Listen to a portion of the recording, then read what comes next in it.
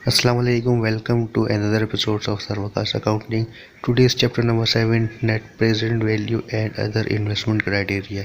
Subject is Corporate Finance. इस subject के अंदर हम फाइनेंस के अंदर पढ़ेंगे कि हम नेट प्रेजेंट वैल्यू को कैलकुलेट कैसे करते हैं और उसके अंदर हम दूसरे इन्वेस्टमेंट को किस तरीके से एनालाइज कर सकते हैं।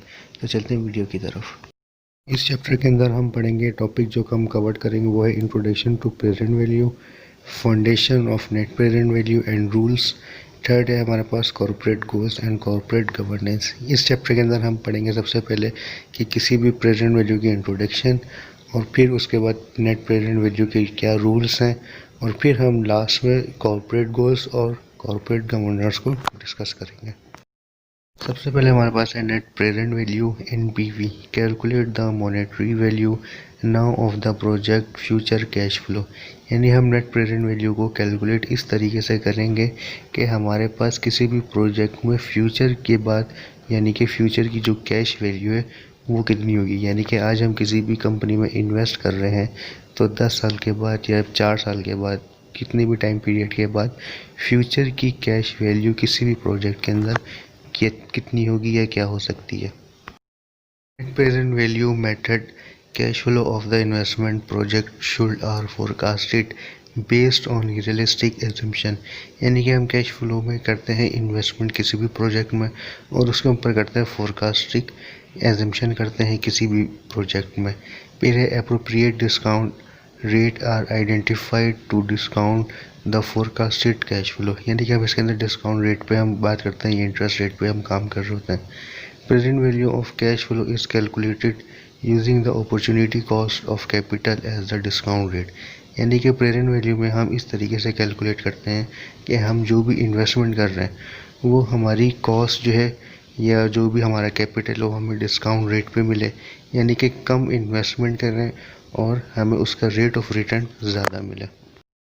Foundation of net present value rule NPV is equals to PV minus C। NPV आपको पता है नेट प्रेजेंट वैल्यू बराबर होता है प्रेजेंट वैल्यू के बाद माइनस करते हैं हम इसमें इनिशियल कॉस्ट।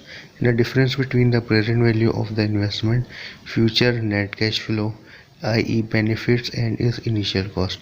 यानी कि हम इसका अगर डिफरेंस बिटवीन निकालें जो हमारी प्रेजेंट वैल्यू है वो हम इन्वेस्टमेंट करते हैं फ्यूचर की कैश फ्लो के लिए। मिसाल के तौर पे आज हमने इन्वेस्टमेंट किया और उसका बेनिफिट्स हमें उसकी इनिशियल कॉस्ट के ऊपर मिलता है। आइडियाज़ है हमारे पास an investment is working worth undertaking if it creates value for its owners. यानी कि हम जो भी इन्वेस्टमेंट कर रहे हैं वो उसकी अंडरटेकिंग है किसी भी ऑनर्स की। An investment create value of it worth more than the cost. यानी हमने आज जो भी इन्वेस्टमेंट करी वो क्रिएट करती है एक वैल्यू को जो कि मोर देन होती है हमारी कॉस्ट से यानी कि इन्वेस्टमेंट से with in the time value of money framework. यानी कि हमने जितनी भी वैल्यू जितने भी टाइम के लिए इन्वेस्टमेंट करी है किसी भी फ्रेमवर्क में उसके बाद हमारी जो वैल्यू आएगी जो कि क्रिएट होगी मोर देन द कॉस्ट। यानी कि हमने आज जो इन्वेस्टमेंट करी है उसके बाद किसी भी टाइम पीरियड के बाद हमें जो इन्वेस्टमेंट मिलेगी जो वैल्यू मिलेगी वो इनिशियल होगी इंक्रीज होगी।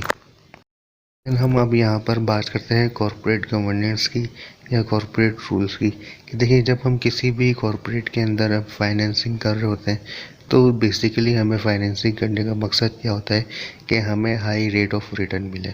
हमने जितने साल के लिए भी इन्वेस्टमेंट करी है तो उस टाइम पीरियड के बाद हमारे पास इतनी अमाउंट हो जो कि हम गेन कर सकें, यानी कह सकते हैं आसान अल्फाज में प्रॉफिट गेन कर सकें। What is corporate governance? Corporate governance is a system of rules, practice and process that are used by our corporation to direct and control its action। यानी कि कॉर्पोरेट गवर्नेंस होता है क्या है कि हम एक सिस्टम बनाते हैं उसके कुछ रूल्स होते हैं इसके अंदर हम उस रूल्स के अंदर रहते हुए प्रैक्टिस करते हैं प्रोसेस कर रहे होते हैं और एक सिस्टम के रूल्स को हम कंट्रोल कर रहे होते हैं एक्शंस कर रहे होते हैं। एक्शंस मीन्स यहाँ पे ये कि हम उसके अंदर फाइनेंशियल एक्टिविटीज़ कर रहे होते हैं जैसे किसी भी फाइनेंस के अंदर हम इन्वेस्टमेंट करते हैं, इन्वेस्टमेंट के बाद हम उसके अंदर एक्टिविटीज़ करते हैं इंक्रीज़ करने के लिए किसी भी अमाउंट को, तो उसको हम लोग सिंपल अल्फाज में कॉर्पोरेट गवर्नेंस कहते हैं। हमारे पास कॉर्पोरेट फाइनेंस के कुछ टाइप्स हैं, जैसे कि इससे पहले हमारे पास board of directors and committees होती हैं।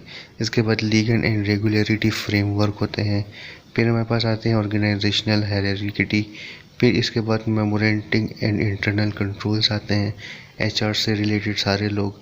फिर इसके बाद हमारे पास आती है transparency and accountability. Chartered accountants होते हैं, बहुत सारे अकाउंटेंट्स। इसके बाद हमारे पास आती है पॉलिसीज़ एंड प्रोसीजर्स, हमारी कंपनी के रूल्स वगैरह। ये देन इसके बाद फिर हमारे पास बोर्ड ऑफ डायरेक्टर्स आते हैं, जो ये सारी चीज़ों को मैनेज कर होते हैं। तो एक तरीके से ये एक साइकिल है। इसी साइकिल के अंदर रहते हुए हम किसी भी प्रोजेक्ट पे काम करते हैं और अपनी इन्वेस्टमेंट को गेन करते हैं। तो ये simple is that corporate finance के कुछ रूल्स हैं और कुछ साइकिल्स हैं। आई होप कि यहाँ तक आपको समझ में आया होगा। इस चैप्टर के अंदर सिर्फ 3 मेन पॉइंट्स थे। अब यहाँ पे आपका चैप्टर नंबर 7 जो है वो ख़त्म हो चुका है। इसको शॉर्ट तरीके से बताने की कोशिश की गई है, क्योंकि इसके अंदर ज़्यादा कुछ डिटेल्स अवेलेबल है नहीं। तो आई होप कि यहाँ तक आपको लेक्चर अच्छे से समझ में आ गया होगा। आई होप कि यहाँ तक आपको सारी कन्फ्यूजन क्लियर हो चुकी होगी। अगर आपको वीडियो पसंद आई तो इसको लाइक कीजिएगा। चैनल पर अगर आप नए हैं तो सब्सक्राइब कीजिएगा। डिस्क्रिप्शन के अंदर व्हाट्सएप का लिंक ग्रुप मौजूद है, वहाँ से भी आप कनेक्ट हो सकते हैं। कोई क्वेश्चन हो, कोई क्यूरी, आप कमेंट सेक्शन में मुझसे पूछ सकते हैं। नेक्स्ट चैप्टर नंबर 8 में आपसे मुलाकात होगी। जब तक अपना बहुत ज़्यादा ख्याल रखें। अल्लाह हाफिज़।